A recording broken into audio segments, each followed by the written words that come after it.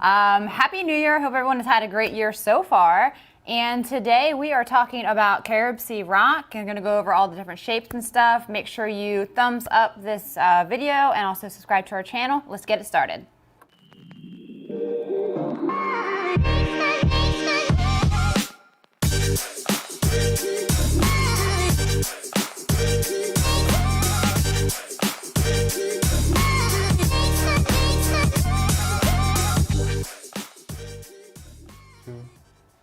All right, so Rich is not here this week, so it is just me out here, and also Keenan is by himself back there running everything on the computers and cameras. So we're gonna still go ahead and get to all the comments and stuff like that best as we can. So you know, bear with us on this one.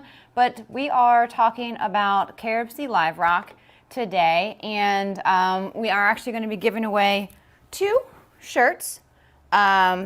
At around the end of the show. So it's going to be picked from people that are pretty much, you know, engaging, you know, give us questions, feedback, content, all that stuff. So 2 of those will be given away later in the show. And Keenan will still be grabbing comments and questions from you guys. So we were not here last week, so it feels like it's been forever. And one thing we were talking about is we now have the CaribSea LifeRock bundles available, you know, per model on our website. And we've kind of specially picked out different combinations of the rock so that it's an easy go-to whenever you're getting your tank, or if you already have it and you want to use this rock. And you can go by model and it will actually show you down at the bottom which is coming in what and what type of rock it is. And kind of talk about what each variation is and a little bit about the rock. So do a little education on some CaribSea LifeRock, because this is what we prefer to use on all of our builds here. Cool thing about the CaribSea LifeRock is it actually has like a dormant bacteria on it, and once it goes into your aquarium, it does actually help cycle the water with the beneficial bacteria that's on it. So it's dry rock, but it becomes live much faster than if you're using like a standard dry rock. So definitely drop any questions that you have. We'll try and get to them. And we're just gonna go by from here to here on the different types of rock. And so for here, this is your original. And this one comes in both 20 and 40 pounds. You'll see this used in a lot of our like 3 foot and up rock bundles. And it's gonna be kind of what you would consider like base rock. I'll show you a little bit closer up over here.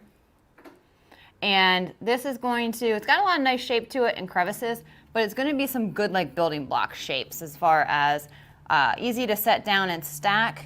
I'll show you like one bigger piece here. So this is going to help you build up a lot of height into your aquarium and all that stuff. So, and this one comes in 20 and 40 pound boxes. Oh, that one's heavy. So you'll see that we use that in a lot of the 3 foot and up just to help you bring up the size of the aquascaping and have some like base pieces to kind of build up on. And then you're also going to have, we use this one a lot in like the cube all-in-ones, the smaller systems as like your main set of rock. This is the shapes box. It comes in 20 pounds and it has 4 different pieces in it. So you've got this one here is a tunnel. Pretty cool. It's a great place for fish to swim through, give you access to kind of like your base of your aquarium. Got some cool, you can do it in kind of any direction, but you got one tunnel. And then you have one cave. And you see here, why is it so blurry? One cave, just like it says, big old cave piece here. You can see, we use this on the base of a lot, but it's great for swim through. A lot of burrowing fish and wrasses like to kind of dig in here. And then you get 2 arches in that pack as well. And this is, I'm pretty sure it's more than 20 pounds in weight, but it's considered a 20 pound box. And we use this a lot for cube 20s, the peninsulas, stuff like that. But it's gonna give you a lot of shape and kind of height and dimension. So that's a good pack. We also use that in a lot of the larger tank packages. You'll see 1 or 2 of those boxes in there just because it gives you, 3 different types of rock. It's a lot of fun to use, and then getting some tunnels and caves and stuff in there definitely helps with like building up the aquascape without being so like dense or whatever. So I'm getting rock pieces everywhere. I can throw some questions your way right now if you want to. Yeah, go ahead. Matt Armstrong is asking, any way we could custom order the pieces we want? No. Are you on a mic? Yes. Okay. I'm on a mic, and yeah, we do have it on our website.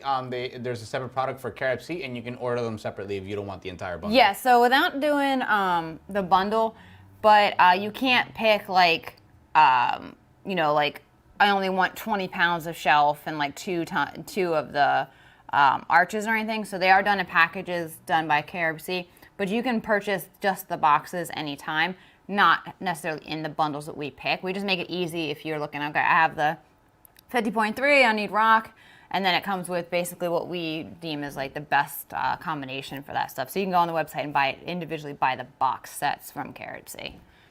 Celso is asking, do I have to pre-rinse with RODI water? You don't. It's actually really clean. Like there's a little bit of just like shipping remnants that come off of it, but you don't have to rinse it. It actually, like I said, it has a dormant bacteria on it, so you don't really want to necessarily rinse it or clean it really good. You pretty much want to put it in the tank, or if you're like pre-cycling your rock, you can put it into like a bin, and then just it's going to naturally become live, but there's nothing really bad on it that you want to need to rinse it. Just put it right into the tank. Scott is asking, what putty would I use to help scape it? There's a lot of them out there. I mean, there's like basic epoxy. We've used the Marco Rock epoxy. I forget the exact name of it, but we use that. That's what we used in the Frag 105 build that we did, and I was able to get like a really nice like arch coming off to the side.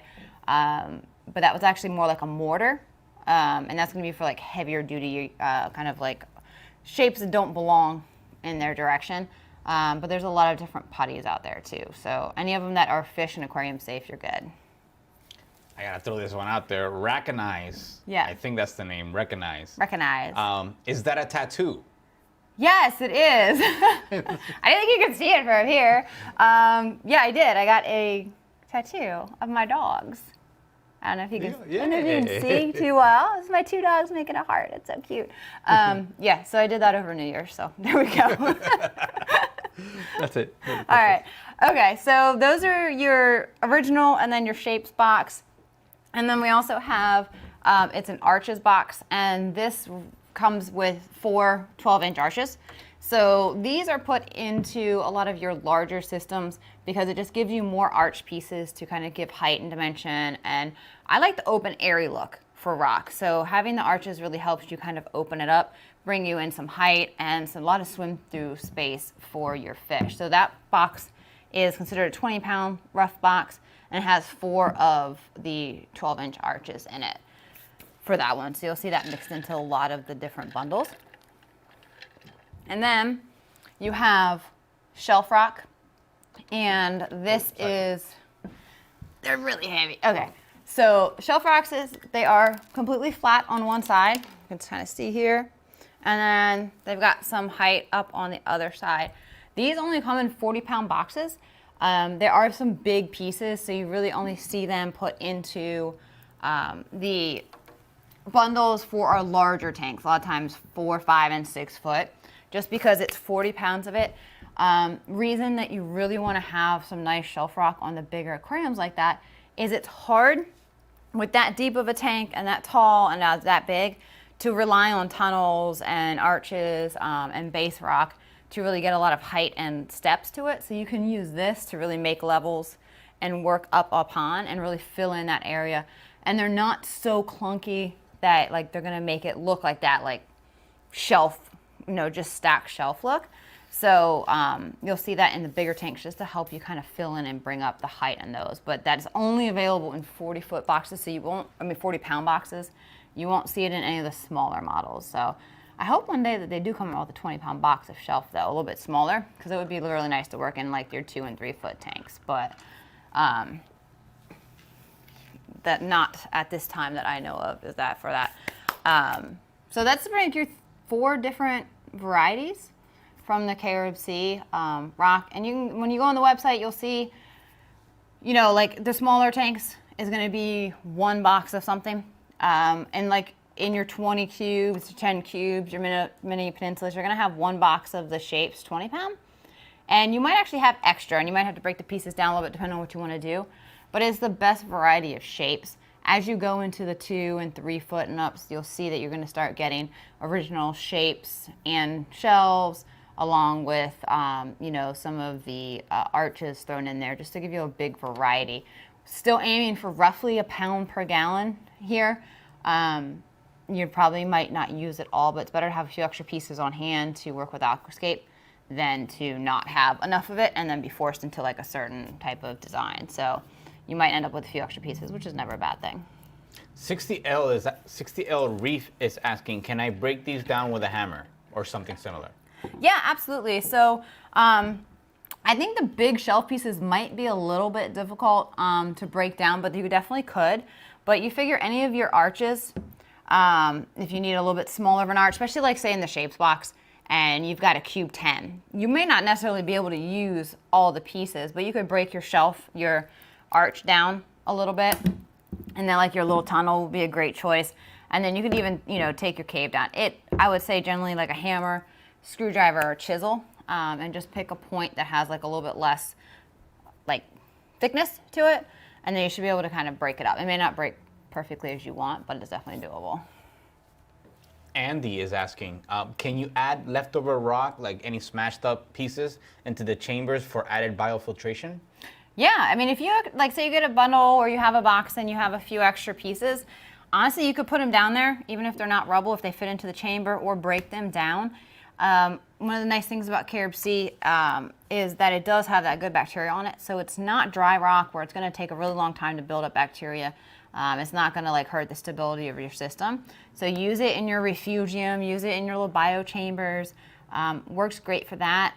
One thing, and first time we used the CaribSea LifeRock, probably last year sometime, is we didn't know that it made the water cloudy. So because of the good bacteria is dormant, and then it starts to bloom and all that, so once you get into the water, you will have your water look a little bit cloudy for a period of time. It's perfectly normal. So, you know, that's just part of the process of getting that good bacteria in there, and it's growing and reproducing. So do know that if you use it, don't worry about if the water gets cloudy. That is normal for the LifeRock from what we've seen. Okay. Keenan's trying to keep up with comments and run Yeah, everything I'm just from keeping behind up the with scenes. comments, doing some other things as well. Scott is saying, wear protective eyewear. Chips will fly. Yeah, I mean, if you're chiseling and hammering your rock or whatever, naturally pieces are probably going to go flying. If you got protective eyewear, use it. Some sunglasses. Be careful with your fingers, of course. Sometimes, like if you don't really matter too much of how it breaks up, you can honestly just kind of take it and let it like go onto your like front porch, or like kind of just put it down. It'll naturally break in its weaker parts. So if you don't have anything fancy or don't want to get too close with a hammer or chisel, you can also kind of just drop it onto something like a hard surface and it'll break as well. This is a good one. John Corky is saying, let's see if we can start a heated discussion.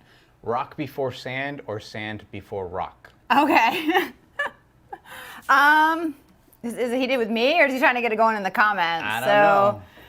I always, I design my rock work without sand, so I have an idea of what I do with it. If any pieces need to be epoxied or mortared together, I do that beforehand and then let that dry.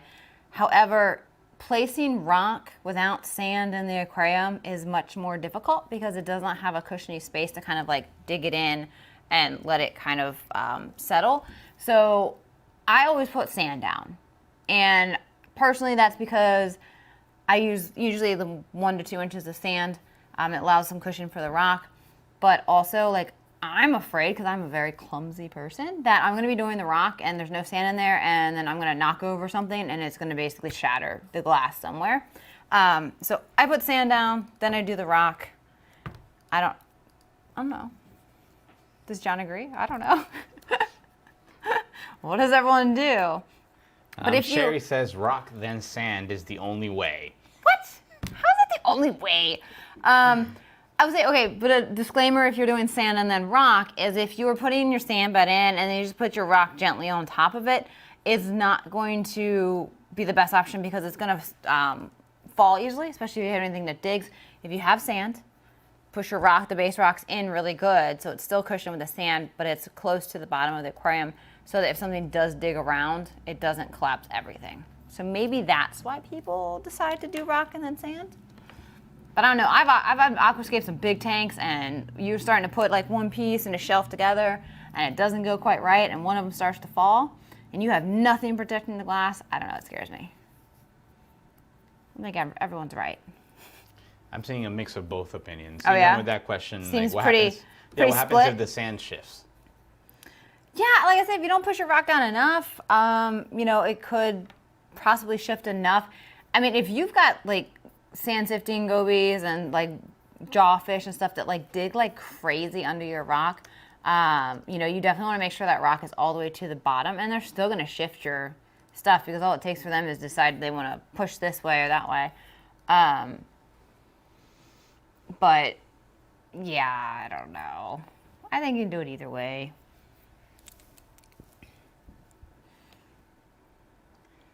I got a lot of people commenting and no questions so far though. Okay.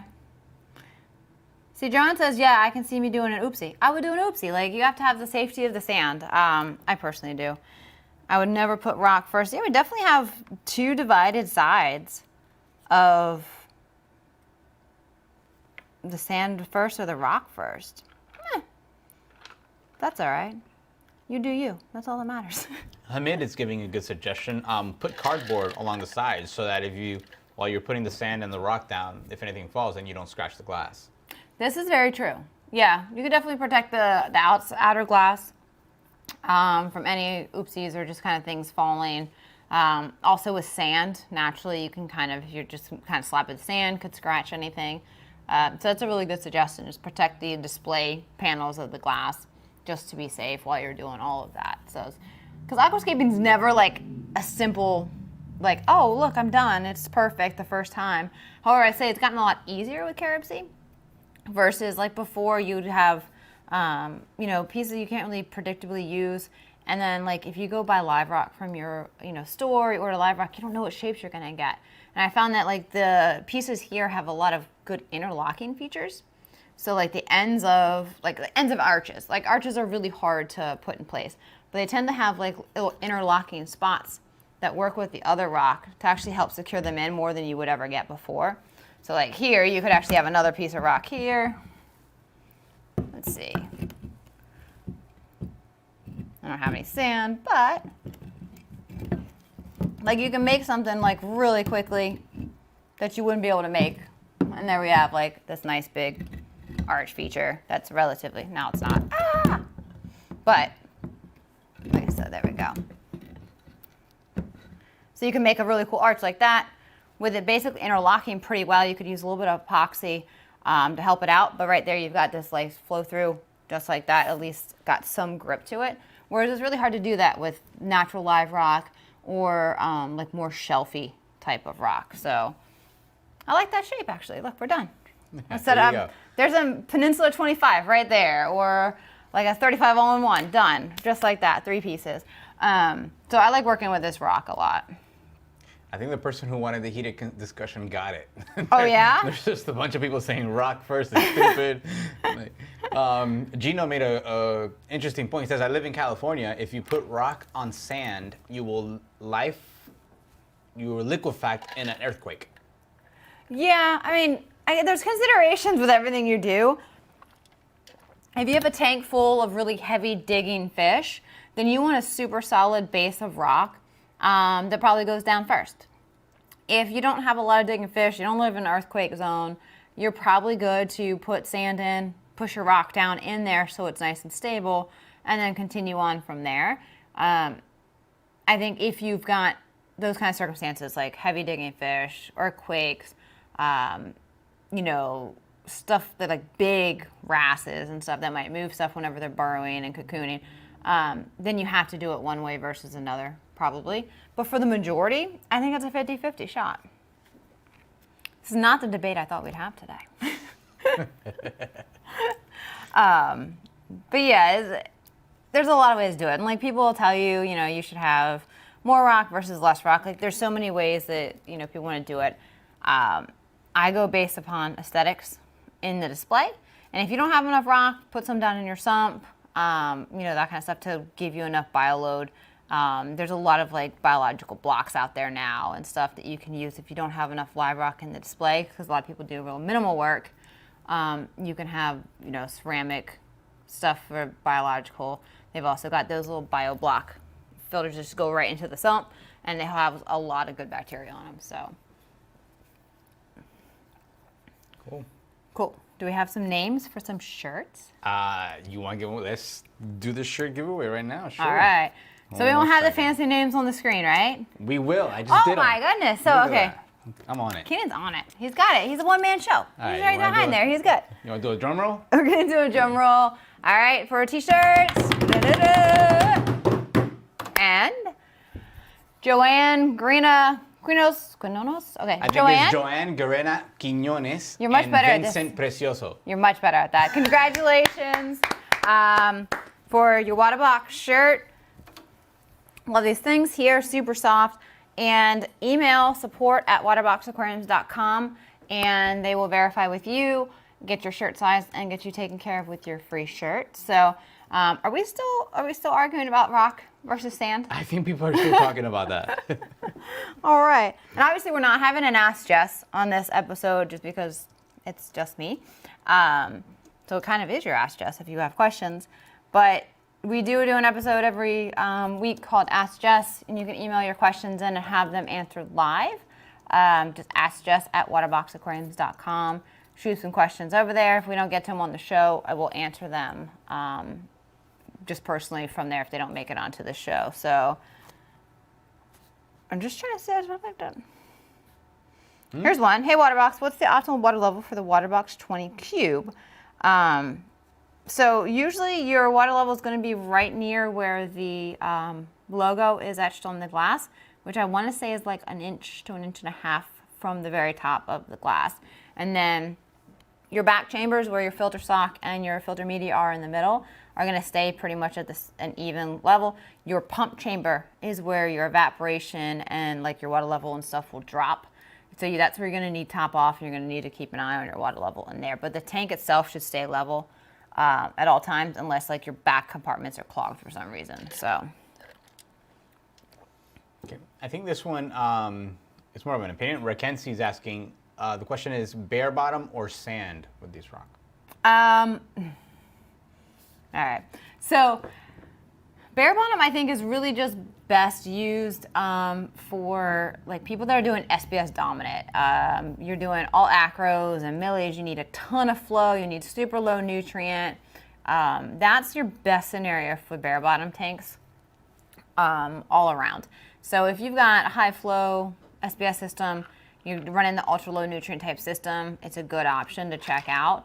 Otherwise, I feel that sand is more pleasing to the eye, but also biologically it provides a lot of surface area for good bacteria and microfauna. It does help stability for like pH and alkalinity, things like that. So I personally am a sand person. I had like a 220. Oh God, this was years ago, but it was full SBS. I did bare bottom for a while, and it was nice for the positives of flow and stuff like that, but I couldn't stand the look of it. I had to put sand back in it. So that's personal preference on that one, but it does have its own value for like high flow SBS systems.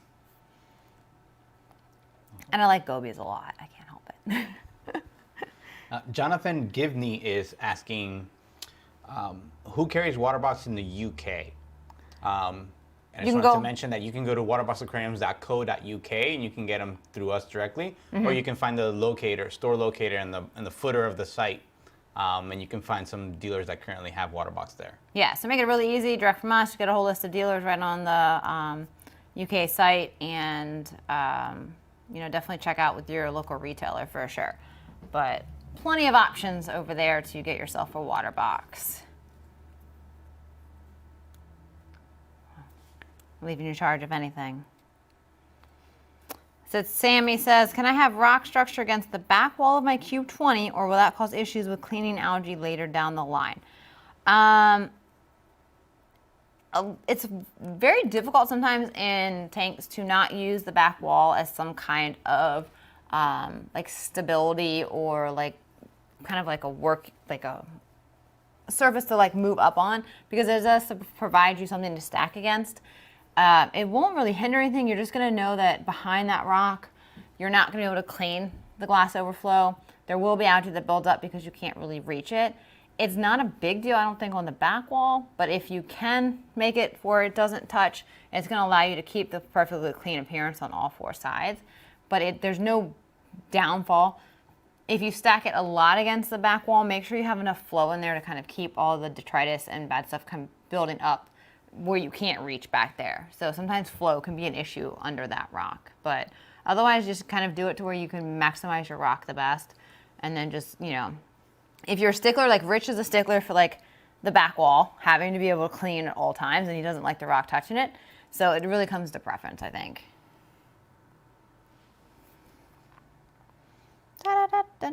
There's a couple coming in. Steve is asking, I have an S2 return pump on my 100.3. What percentage do you recommend I run it at? That depends. I mean, an S2 100.3, you're probably at like 50%, I would have to guess. We haven't set up 100.3 here in the office in a while. So, but I would say you're probably at 50%. You really have to find the flow that works best for your tank, what kind of corals you're keeping, fish, and all of that. So it's gonna vary. I don't think there's really a right or wrong answer, as long as your overflow is handling it, and then, you know, it's right for what's in your aquarium. Depends on how much flow you have for power heads and stuff internally as well. So I do not know the exact answer on that, because it can depend quite a bit. Joanne Quinones is asking, can I order the 20 cube cabinet separately? My 20 cube was delivered today. I decided I want the cabinet, but I don't see it as an option. Yes, if you go on the website, up on the top bar, it's got, what's that category called? He's got it. Let's see if I can pull it up. Supplies? Supplies, there it is.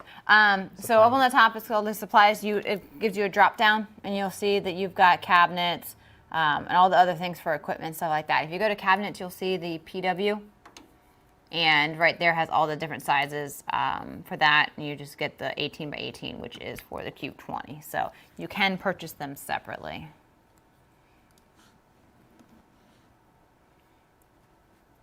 You tell me if there's more. There's... I'm trying to, I don't want to like stare at this either. Yeah. I mean, there's some coming in, but is there anything else you want to call out? I don't think so. I mean, we're back here next week. We should have Rich with us. You know, 2021, I'm really excited. I think we have a lot of cool stuff coming up as far as builds and different announcements and things like that. So hopefully everyone had a really good Christmas and New Year, because we've been gone since before Christmas? No, just last week. Last week. Okay. Just 1 week, but it feels forever when you don't have Waterbox in here. It does feel forever when you don't have Waterbox Wednesday and us live. But we'll be here next week with something new. Not sure what. We'll have Rich back with us. And we thank you guys for tuning in, and Happy New Year. See ya.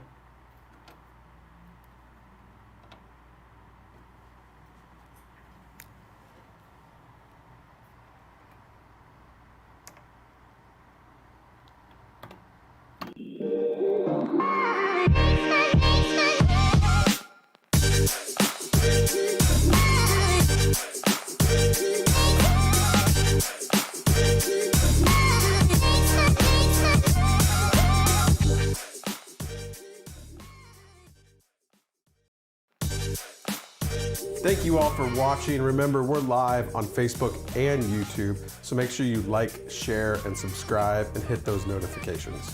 We're live every Wednesday at 6 p.m. Eastern Standard Time. Join us next week. Thanks for watching.